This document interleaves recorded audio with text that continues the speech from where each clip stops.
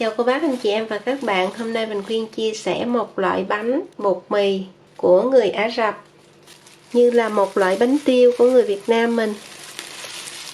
Nhưng mà bánh này không cần nhồi bột, không men, không bột nổi, không ủ và không cần lò nướng luôn. Hôm nay mình sẽ cùng làm bánh này nha. Bây giờ mình cùng bắt đầu.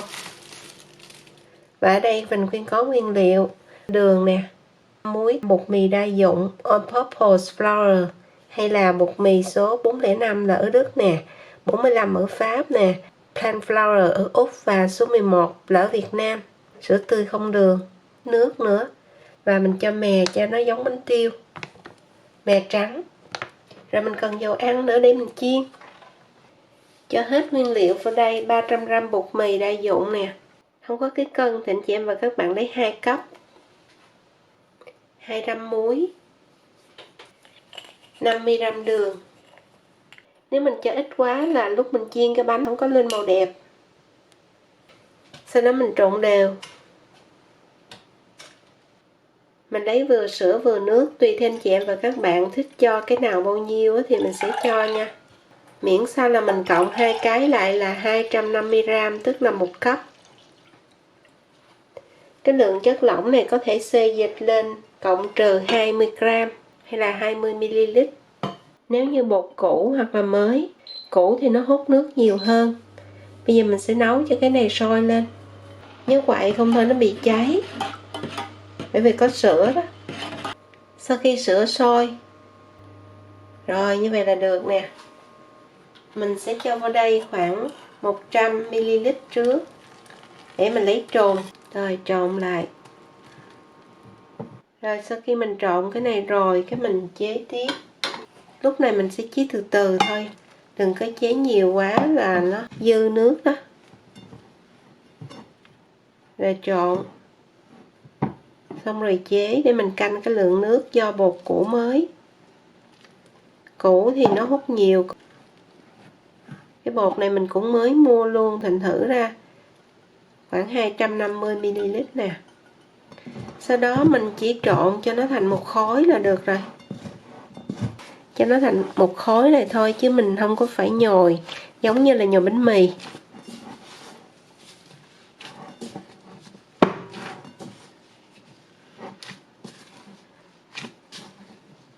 Khi nó kết dính là được, anh chị em và các bạn sẽ vo lại.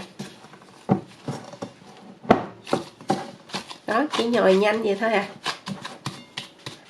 không cần mịn gì hết á. Cái mình đậy lại, mình để ở đây, không cần ủ. Sau đó mình lấy ni lông folie mình để lên cái khay, hoặc là thoa dầu lên cái khay cũng được. Làm như vậy đến chút nữa mình lấy bánh ra cho nó dễ. Mình cho một chút xíu dầu ăn. Sau anh chị em và các bạn thoa cái mặt khay này nè, cũng cho một chút xíu dầu vô cái cây cán bột. Sau đó mình thoa luôn cho nó không có dính. Mặt bàn cũng vậy luôn, cho xíu dầu hoặc là mình rắc bột áo. Nhưng mà khi mình cho bột áo là cái bột nó khô, thì chút nữa mình chiên cái bánh nó cứng đó. Cái bột mình lấy ra anh chị em và các bạn thấy nó mềm vậy nè. Nếu như mà nó cứng á, là chút nữa cái bánh của mình chiên ra nó cứng. Rồi mình cũng không cần nhồi gì hết á, mình lăn. Mình vừa cân thử cái bột này là 590g. Anh chị em và các bạn lăn cho nó dài ra xong như vậy. Rồi mình chia thành 10 cái, mỗi cái khoảng 60g vậy đó. 10 nha. 2, 4, 6, 8, 10 cái. Sau đó mình vo tròn lại. Cái này nhẹ nhàng, chỉ vo tròn vậy thôi. Nè, mình cho ra bàn nè. Rồi mình nhúng nè, hai mặt hoặc là tùy theo anh chị em và các bạn thích sao cũng được. Cái mình ép ra, rồi cán cho mỏng ra. Nếu mình cán mỏng á, thì chút nữa mình chiên nó nở phồng ra và bên trong nó không có cái ruột. Còn nếu mà mình cán dày á, thì chút nữa nó sẽ có cái ruột bên trong và nó sẽ khó nở hơn. Do đó anh chị em và các bạn cán sao mà cái này nó ra được khoảng là 13,5 cm á, thì lúc mình chiên nó đẹp. Rồi như vậy, mỏng vậy nè. Rồi bây giờ mình cho ra cái mâm, lần lượt mình cán giống vậy nha, tròn tròn cho nó đẹp. Mình cũng làm lại một cái nữa cho anh chị em và các bạn thấy nè. Cái bột lúc này nó mềm lắm chứ nó không có cứng. Mình do tròn vậy nè, nhúng vào trong mè, hai mặt để xuống, ép nó xuống trước cho nó tròn ra đó, rồi mình cán thôi. Trời ơi, chưa có cái bánh nào mà nó dễ mà nó nhẹ như cái bánh này á. Nhưng mà cái quan trọng nhất á là nếu mà mình chiên không đúng là nó không có nở. Do đó tiếp theo anh chị em và các bạn theo dõi mình khuyên chiên nữa nha.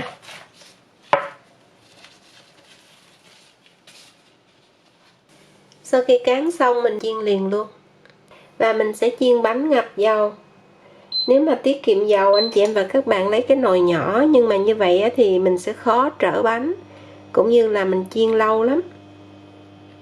Rồi mình thấy nó sôi như vậy nè là được rồi. Mình quậy cho nó đều dầu. Chiên bánh này là lửa phải thiệt là lớn luôn thì bánh mới nở, rồi không thôi nó chai. Cái nào lúc nãy mình cán trước thì mình cho vô. Chiên trước nè, khi mình cho vô đó mình sẽ chờ cho nó nổi lên. Khi nó nổi lên rồi ấy, thì mình phải lấy cái cây này nè, mình ấn nó xuống, ấn nhẹ thôi chứ không phải là mình ấn mạnh. Rồi từ từ nó nổi lên thì nó sẽ phồng phồng phồng nè. Rồi quay qua, để lại nè, chị em mình nhìn thấy nó phồng nha. Có một mình quay phim khó. Rồi quay lại, chỗ này chưa phồng, ấn xuống, hoặc là mình lấy dầu mình chế lên đó, cho nó nổi lên. Khi mình chế lên nó là nó nổi lên đó anh chị em và các bạn. Cái dầu nó nóng á, đồng thời nó chín vàng luôn.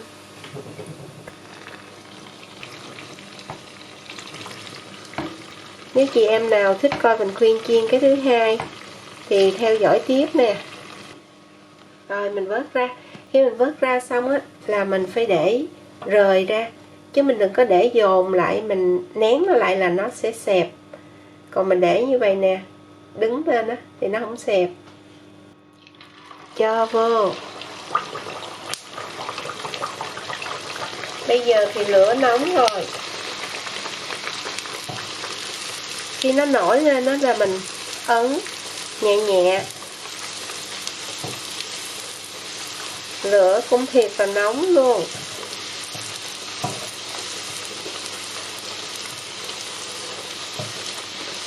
Lật lại nha. Rồi nó phồng lên liền, phồng lên phồng lên. Lên. Lên luôn.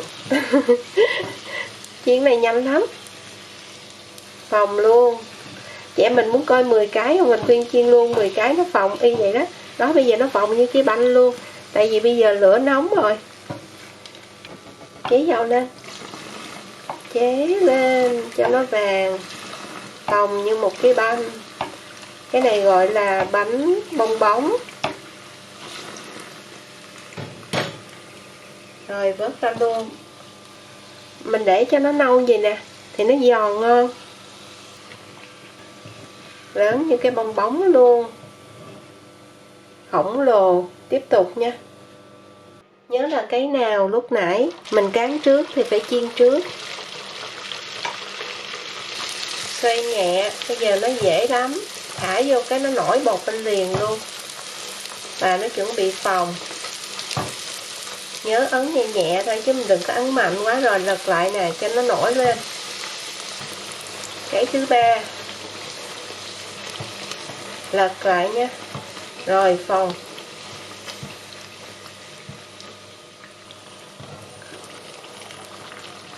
Chế dầu lên.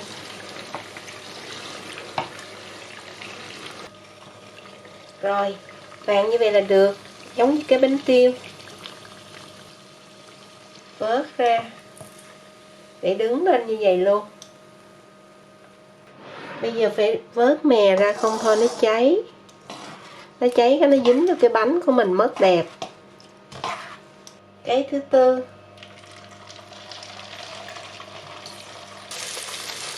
ấn nhẹ xuống, rồi lật qua cho nó nổi. Lên, lên, lên. Quay lại. Đó, phồng lên, phồng lên, phồng lên. Giống như là ảo thuật luôn. Dạ và các bạn thấy vui không? Chiên cái bánh này mắc cười quá à. Rồi tưới nước, tưới dầu. Có ai thích coi nữa không nè? Coi nữa thì mình khuyên làm 10 cái luôn á, nó cũng tròn y vậy luôn. Đợt rồi mình làm thiếu chất lỏng á, cái bánh nó cứng. Cái đợt sau mình thêm chất lỏng, cái bánh nó mềm. Bây giờ mình đã chỉnh lại cái lượng chất lỏng là 300g bột là 250ml sữa với nước á. Nếu mình cho nước không á thì cái bánh nó giòn cứng. Còn nếu mình cho sữa thì cái bánh nó giòn nhưng mà nó mềm mềm, nó ngon hơn và nó thơm hơn. Thật ra cái bánh này không phải mình khuyên nghĩ ra đâu. Cái này là mình khuyên coi trên YouTube á, của người Ả Rập á. Nhưng mà người ta làm với lại nước sôi. Rồi người ta không có chiên vậy mà người ta cho lên chảo nướng luôn. Và cách làm của người ta cũng hơi khác một chút so với mình.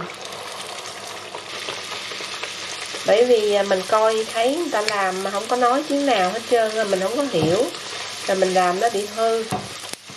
Do đó anh chị em và các bạn nghe mình khuyên nói kỹ nè. Đó là mình cho vô xong cái nó nổi hơi hơi lên đó. Lúc đó mình mới lật lại nè. Và nhớ ấn nhẹ cho nó chìm xuống á. Thì lúc nó chìm xuống xong nó mới phồng lên. Nhanh lắm. Mình vừa nói xong là cái bánh này nó phồng lên rồi á. Rồi mình tưới dầu lên cho nó vàng đều. Sau đó mình lật lại. Chiên 10 cái như một á. Mình nói 10 cái như một bởi vì nãy giờ mình chưa để qua đây. Đây 4 cái. Đây thêm cái nữa là 5. Lo nói chuyện hồi nó cái này nó cháy nè. Trong trường hợp mà mình muốn cho nó giòn á, khi mình thấy nó hơi bắt đầu gần nâu vàng rồi á thì mình hạ lửa xuống. Đó, căng thấy thương chưa? Tiếp tục nè. Cái thứ 6.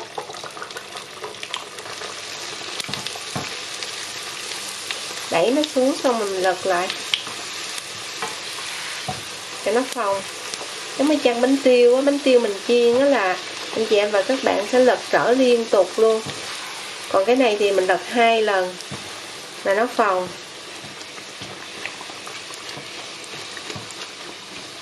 Khi mà mình thấy nó không phồng á là mình lật ngược lại liền á thì nó phồng nha.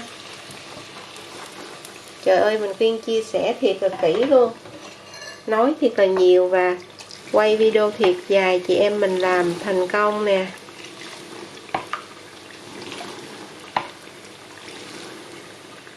Chị em nào không có thời gian thì mình coi một đoạn ngắn cũng được, nhưng mà khả năng mình làm thất bại cũng nhiều. Bởi vì mình khuyên cũng làm rồi cũng bị hư, rồi sau đó mình mới rút kinh nghiệm từ bản thân và chia sẻ lại tất cả những kinh nghiệm để chị em mình ai làm cũng thành công hết. Rồi bong bóng lớn dễ sợ chưa? Rồi vớt ra thôi.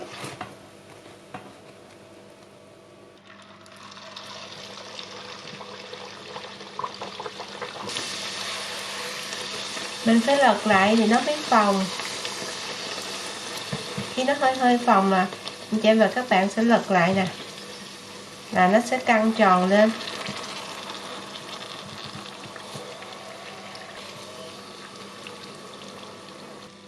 Chiên thêm một cái nữa nè.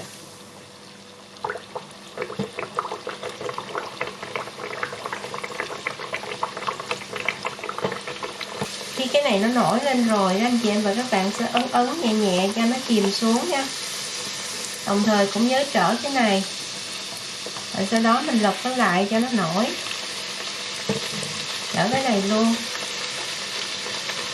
ấn xuống, xoay đó, nó sẽ phồng lên, lật cái này, lật qua cho nó nổi căng lên đó, phồng lên luôn,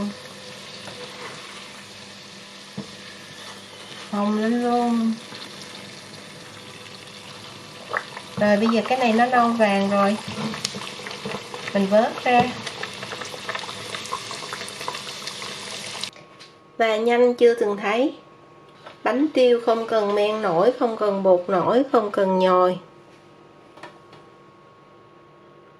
Bánh à, trời ơi, cưng xíu luôn,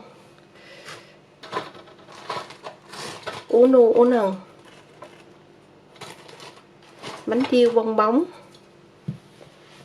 Cô bác anh chị em và các bạn thấy bánh này ngon và thích làm thì bây giờ sẽ cùng làm cho gia đình mình nha. Những lúc như thế này không có đi ra ngoài mua được á, thì chị em mình cùng làm cho con. Nóng quá, bẻ ra một cái,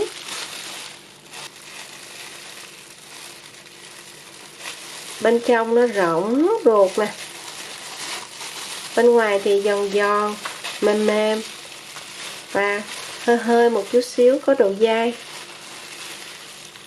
vị ngọt, thơm ngon y chang như là bánh tiêu vậy đó. Tuy nhiên nó không có cái mùi bột khai giống như là bánh tiêu bên Việt Nam, bởi vì cái bánh này nó không có bột nổi, không có men gì hết trơn. Mình viên thử nè. Cái lớp vỏ mỏng bên ngoài nó giòn giòn, bên trong đây nè, cái ruột á nó mềm, bánh thơm mè.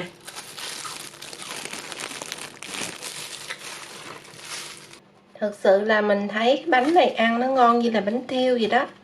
Cô bác anh chị em và các bạn cùng làm ngon và cùng gia đình mình ăn ngon nha. Bây giờ xin chào tạm biệt và hẹn gặp lại ở video kỳ tới. Và có một sự khác biệt đó là khi mình cán bột mỏng thì cái bánh khi mình chiên ra nó rỗng luôn, nó không có ruột. Còn cái bánh mà mình cán bột dày, ví dụ như cái này, thì ở trong đây nó có bột nè. Chị em và các bạn thấy nó có một chút bột á. Thành thử ra nếu mình muốn có một chút bột bên trong thì mình nên cán dày. Đó, còn cái này mình cán vậy nè,